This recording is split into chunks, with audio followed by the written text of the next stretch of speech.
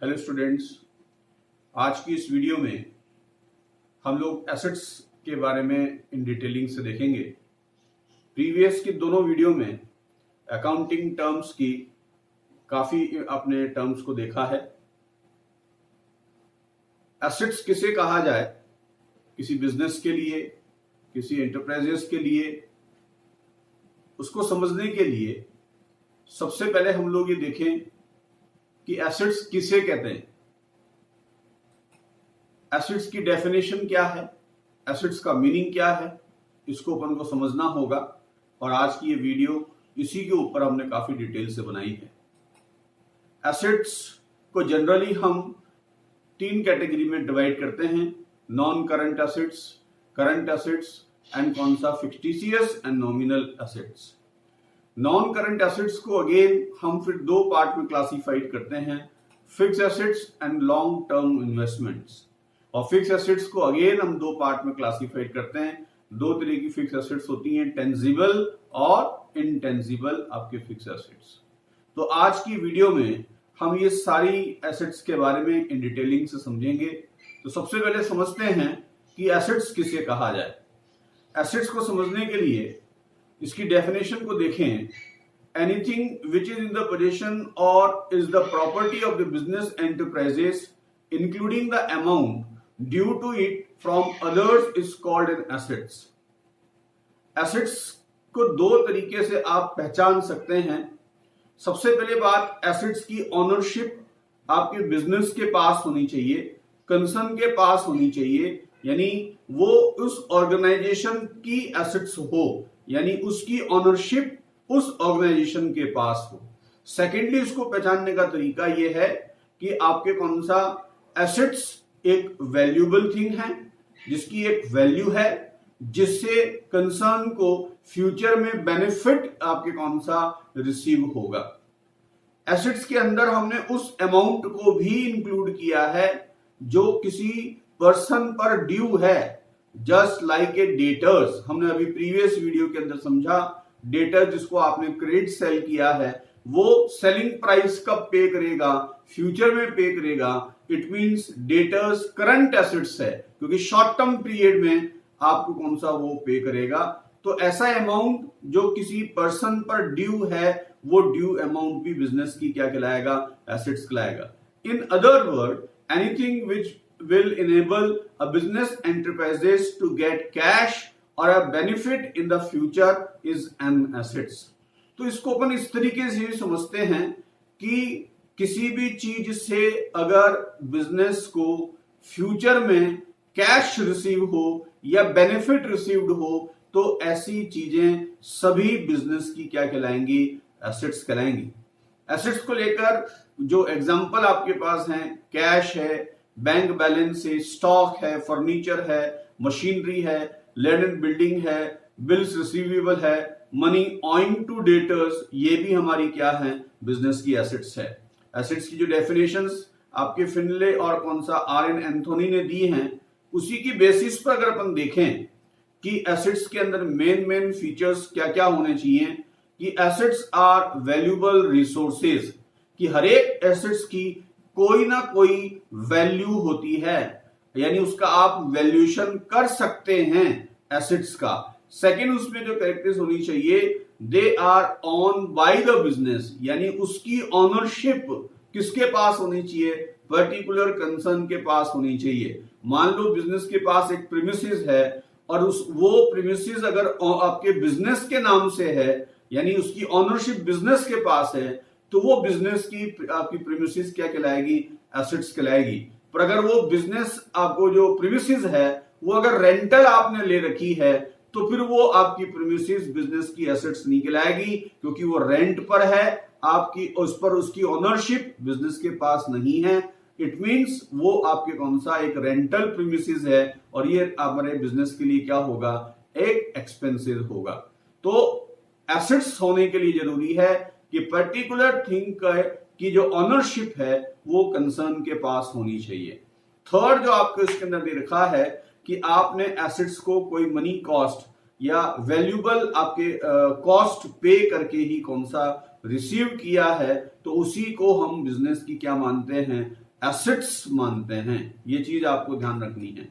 चौथी चीज आ रही है, इट मे हैव टेंजिबल और इनटेंजिबल फॉर्म।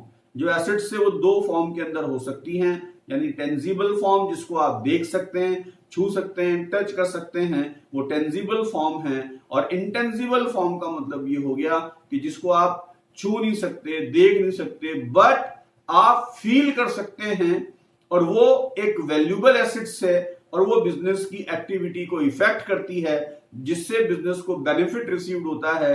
ऐसी आपकी थिंग्स को अपन इंटेंजिबल एसेट्स के नाम से जानते हैं। आगे हम इसके ऊपर काफी डिटेलिंग से बात करेंगे। तो शॉर्ट मैनर में आप ये समझ लें कि एसेट्स का मतलब क्या है। एसेट्स हम उन सभी चीजों को बोल रहे हैं जिस पर ऑनरशिप किसकी है, बिजनेस की है। इस पर्टिकुलर थिंग को बिजनेस की एक्टिविटी के अंदर, बिजनेस ऑपरेशन में अपन काम में लेंगे और फ्यूचर में इससे हमको क्या रिसीव होगा, बेनिफिट रिसीव होगा। ये एक वैल्यूएबल थिंग है, इसी को अपन ने क्या नाम दिया, एसेट्स का नाम दिया। और एसेट्स के अंदर हमने उस सभी अमाउंट को भी इंक्लूड करा है जो हमें फ्यूचर में रिसीव होगा। इट मींस वो ड्यू अमाउंट भी हमारे लिए क्या है, एसेट्स है। अब एसेट्स को हमने वेरियस उसमें क्लासिफाइड किया है। सबसे पहले समझते हैं नॉन करंट एसेट्स के बारे में। Non current assets refer to those assets which are held for continuing use in the business for the purpose of producing goods or services and are not meant for sale। ये business की वो assets हैं जो business में long term तक रहती हैं और इनके को ऑपरेशन में अपन काम में लेकर गुड्स मैन्युफैक्चरिंग का काम करते हैं, सर्विस की प्रोड्यूसिंग का काम करते हैं। तो ये सभी की सभी आपकी कौन सा एसेट्स क्या कहलाएगी, नॉन करंट एसेट्स। ये लॉन्ग टर्म तक बिजनेस के पास में रहेगी। एक वर्ड ये बार बार आ रहा है, long term and short term, इसको भी मैं आपको यहां पर क्लियर कर दूं। शॉर्ट टर्म का मतलब जब भी ये होगा तो वो 12 मंथ से कम की जो ड्यूरेशन है वो शॉर्ट टर्म की कैटेगरी में आती है, और 12 मंथ से ज्यादा की जो ड्यूरेशन है वो लॉन्ग टर्म की कैटेगरी में आती है।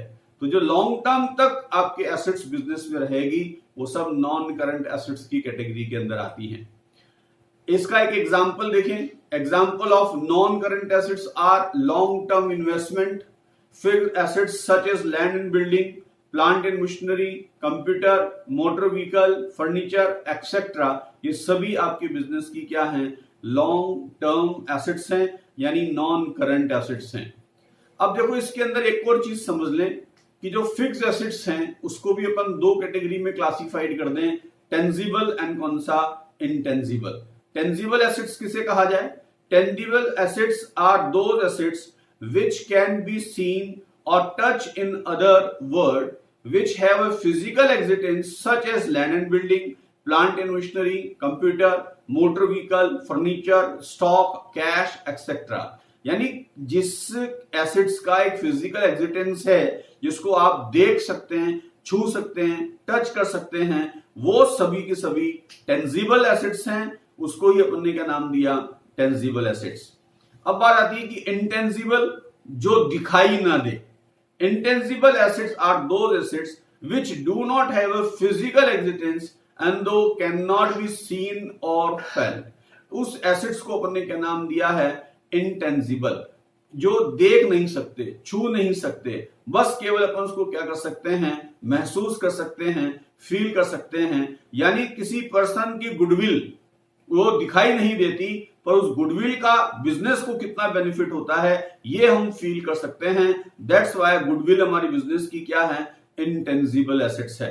तो ये इंटेंजिबल एसेट्स दिखाई नहीं देती है, ये वैल्यूएबल होती है, ये वैल्यूएबल थिंग है, बिजनेस को बेनिफिट आपके कौन सा प्रोवाइड कराती हैं। तो इन आपकी एसेट्स को अपन क्या बोलेंगे, इंटेंजिबल एसेट्स। और इंटेंजिबल एसेट्स के क्या क्या एग्जांपल्स हैं, इसमें आप गुडविल ले सकते हैं, पेटेंट ले सकते हैं, कॉपीराइट, ट्रेडमार्क, कंप्यूटर सॉफ्टवेयर, या किसी प्रकार का एक्सपेंसेस जो आपने प्रीपेड किया है, तो उसको भी हम इंटेंजिबल एसेट्स के रूप में यहां पर बोल सकते हैं। Intangible assets are also valuable assets. इसकी कोई ना कोई वैल्यू होती है, इसलिए इसको अपन ने कौन सा एसेट्स की कैटेगरी में रखा, पर ये दिखाई नहीं देती, इसलिए इसको कौन सा इंटेंजिबल एसेट्स के रूप में रखा। ये बिजनेस में लॉन्ग टर्म तक रहती हैं, पर इनका इंपैक्ट बिजनेस की एक्टिविटी पर पड़ता है। तो ये नॉन करंट एसेट्स के बारे में हम लोगों ने इसको देखा। अब इसी में जो नेक्स्ट कैटेगरी आपकी जो एसेट्स की है वो करंट एसेट्स। करंट एसेट्स किसको कहा जाए? Current assets are those assets which are meant for sale or which the management would want to convert on to the cash within 1 year. As such, these assets are also termed as short-lived and active assets. आपके current assets का मतलब क्या है? Current assets वो सभी assets हैं जिसको business short term period में कैश में कन्वर्ट कर देता है, या ऐसी एसेट जो शॉर्ट टर्म पीरियड में कैश में कन्वर्ट हो जाए या बिक जाए, सेल आउट हो जाए, तो वो सभी एसेट्स क्या कहलाती हैं? करंट एसेट्स कहलाती हैं। जैसे बिजनेस का जो स्टॉक है, ये जो क्लोजिंग स्टॉक है, ये हमारे बिजनेस के लिए क्या है? करंट एसेट्स है। पर ये स्टॉक शॉर्ट टर्म पीरियड में क्या हो जाएगा? सेल हो जाएगा, कैश में कन्वर्ट हो जाएगा। इट मींस ये क्या है? Current assets. बिजनेस के डेटर्स करंट एसेट्स हैं। तो ये डेटर्स कौन है? जिनको आपने क्रेडिट सेल किया है। तो जैसे ही डेटर्स शॉर्ट टर्म पीरियड के अंदर हमको कैश पे कर देंगे, तो डेटर्स की आपकी वैल्यू हमको कैश रियलाइज हो जाएगी, तो ये डेटर्स अपने आप में क्या हो जाएंगे? खत्म हो जाएंगे। ये क्या कहलाएगी? Current assets. तो कहने का मतलब हुआ कि current assets short term period में कैश में कन्वर्ट हो जाती हैं और इससे हमको कैश बेनिफिट रिसीव होता है। यही बिजनेस की क्या कहलाती हैं? करंट एसेट्स कहलाती हैं। अब करंट एसेट्स में हम उस अमाउंट को भी आप कौन सा मेंशन करते हैं कि जिसका शॉर्ट टर्म पीरियड में हमें बेनिफिट रिसीव्ड हो। अगर आपने किसी को एडवांस पेमेंट किया है और एडवांस प्रीमियम पेमेंट के अगेंस्ट शॉर्ट टर्म पीरियड में अगर आपको बेनिफिट रिसीव होगा, तो वो एडवांस पेमेंट भी आपकी बिजनेस की क्या कहलाएगी? करंट एसेट्स कहलाएगी। इस करंट एसेट्स को short lived and active assets के नाम से भी हम लोग जानते हैं। इसके एग्जांपल्स में अगर हम देखें, मैंने डेटर्स का आपको एग्जांपल दिया है कि डेटर्स जो कि शॉर्ट टर्म पीरियड में अपन कैश में कन्वर्ट हो जाएंगे। स्टॉक का मैंने आपको एग्जांपल दिया है कि स्टॉक को सेल कर देंगे तो वो भी कैश में कन्वर्ट हो जाएगा। तो ये भी बिजनेस की क्या कहलाएगी? करंट एसेट्स कहलाएगी। बिल्स रिसीवेबल, डेटर्स ने जो बिल एक्सेप्ट करके दिया है उसका भी अमाउंट शॉर्ट टर्म पीरियड में हमें कैश रियलाइज हो जाएगा। ये भी बिजनेस की क्या कहलाएगी? करंट एसेट्स कहलाएगी। Current assets are also known as floating assets and आपके circulating assets as the amount and nature of the such assets kept changing continuously. For example, debtors, bills receivable, etc. इसमें आपके current assets के बारे में अपन ने सभी चीजों को देख लिया कि current assets को floating assets भी कहते हैं, circulating assets के नाम से भी जानते हैं। करंट एसेट्स में चेंजिंग ओवर होता रहता है। जो बिजनेस ट्रांजैक्शन से अफेक्ट होके करंट एसेट्स चेंजिंग ओवर रहती है। एक एग्जांपल देखिए, जैसे बिजनेस का गल्ला है यानी कैश। बिजनेस में जो कैश है वो कैश आपके इंक्रीज डिक्रीज होता रहता है। बिजनेस में अगर कैश एक्सपेंसेस की एक्टिविटी होगी तो कैश रिड्यूस होगा, इनकम की एक्टिविटी होगी तो कैश क्या होगा? इंक्रीज होगा। तो करंट एसेट्स बिजनेस ट्रांजैक्शंस की वजह से आपके कंटिन्यूअसली चेंजिंग ओवर होती रहती है, इंक्रीज डिक्रीज होती रहती है। डेटर्स से कैश राइज हो गया तो डेटर्स का अमाउंट कम हो जाएगा, डेटर्स को और सेल कर दिया तो डेटर्स का अमाउंट क्या हो जाएगा? इंक्रीज हो जाएगा। तो ये स्टॉक बिजनेस का है। गुड्स सोल्ड कर दिया, स्टॉक डिक्रीज हो जाएगा, गुड्स परचेज कर लिया, स्टॉक इंक्रीज हो जाएगा। तो स्टॉक भी कंटिन्यूस क्या होता है? फ्लक्चुएट होता रहता है। तो current assets business short term में इसे कैश में कन्वर्ट करता है, या इसे यूं कहते हैं कि इससे शॉर्ट टर्म में कैश बेनिफिट अपन को रिसीव होता है। ये कंटिन्यूसली चेंजिंग ओवर होती रहती है बिजनेस ट्रांजैक्शंस की वजह से। इन सभी एसेट्स को अपन ने क्या नाम दिया है? करंट एसेट्स का नाम दिया है। अब इसी में एक लास्ट आपकी कौन सा एसेट्स अपन के बारे में अपन और समझें कि किस तरीके से इसको करेंगे। फिक्टिशियस एंड आपके nominal assets. Fictitious and nominal assets का मतलब यहां पर क्या है? ये थोड़ा सा कॉम्प्लिकेटेड है, इसको समझ लें कि this are the assets which can not be realised in cash. ये कैश में रियलाइज नहीं होती हैं और no further benefit can be drive from this assets. Such assets include debit balance of profit and loss account and the expenditures not yet written off such as advertisement expenses etc. तो उसी को अपन ने क्या नाम दिया है, fixed assets का नाम दिया है. This assets are not really assets but are shown on the asset side only for the purpose of transferring them to the profit and loss account gradually over a period of time. अब मैं इसको समझाता हूं क्या चीज है. Fictitious assets का यहां पर मतलब क्या है. फिक्टिशियस एसेट्स का मतलब ये है, ये वो एसेट्स हैं जो एक्चुअल में एसेट्स नहीं है. ये एक्सपेंडिचर्स हैं जो बल्क में कर दिया गया है. रेवेन्यू एक्सपेंडिचर्स हैं जो बल्क में कर दिया, जिसका बेनिफिट सेवरल इयर्स तक आपको कौन सा रिसीव होगा. दैट्स व्हाई इस एक्सपेंडिचर्स का वो पार्ट जो नेक्स्ट ईयर के प्रॉफिट एंड लॉस अकाउंट के अंदर अपन ट्रांसफर करेंगे, उसी को फिक्टिशियस या नॉमिनल एसेट्स के नाम से जानते हैं. या ऐसा लॉस जो एक साल में पूरा रिटर्न ऑफ नहीं हो पाया है, तो उसका वो पार्ट जो नेक्स्ट ईयर के प्रॉफिट एंड लॉस अकाउंट से राइट ऑफ करेंगे, उस पार्ट को अपन ने यहां पर नॉमिनल एसेट्स का नाम दिया है. मैं एक एग्जांपल लूं कि बिजनेस ने एडवर्टाइजमेंट का एक्सपेंडिचर्स किया, पर वो एक्सपेंसेस थोड़ा बल्क में हुआ, उसका बेनिफिट आने वाले 5-7 सालों तक मिलेगा. तो ऐसे केस में उस एक्सपेंसेस को एक ही साल के प्रॉफिट एंड लॉस अकाउंट में ट्रांसफर नहीं कर उसका बेनिफिट जितने सालों तक मिलेगा उतने सालों में उस एक्सपेंसेस को एलोकेट कर दिया जाता है. तो जितना प्रोपोर्शनेट नेक्स्ट ईयर से रिलेटेड है वही क्या कहलाएगा, फिक्टिशियस एसेट्स. फॉर एग्जांपल, अगर आपने एडवर्टाइजमेंट के लिए 5 लाख का एक्सपेंडिचर्स किया है, थोड़ा छोटा एग्जांपल ले लें, 5 लाख का एडवर्टाइजमेंट एक्सपेंसेस किया है और आपको लग रहा है कि इस 5 लाख के एक्सपेंडिचर्स का बेनिफिट 5 साल तक मिलेगा, तो इस एक्सपेंसेस को एक ही साल के आपके प्रॉफिट एंड लॉस अकाउंट में ट्रांसफर करने की बजाय इसको 5 टुकड़ों में क्लासिफाइड कर लें. यानी एडवर्टाइजमेंट का 1 लाख रुपया per year profit and loss account में ट्रांसफर करेंगे. फर्स्ट ईयर जो आपने 1 लाख रुपए ट्रांसफर कर दिया, तो रिमेनिंग नेक्स्ट ईयर के लिए कितना एक्सपेंसेस बच गया, 4 लाख रुपीस का. यही 4 लाख रुपीस का एडवर्टाइजमेंट एक्सपेंसेस फिक्टिशियस एसेट्स कहलाएगा, जिसको बैलेंस शीट के अंदर मेंशन करेंगे. बात समझ में आ गई. नेक्स्ट ईयर फिर 1 लाख रुपए अपन कौन सा प्रॉफिट एंड लॉस अकाउंट में ट्रांसफर करेंगे इसमें से, और 3 लाख रुपया बैलेंस शीट के एसेट साइड में दिखाएंगे फिक्टिशियस एसेट्स के रूप में. और ये तब तक दिखाते रहेंगे जब तक ये प्रॉफिट एंड लॉस अकाउंट में ट्रांसफर करके राइट ऑफ नहीं हो जाता.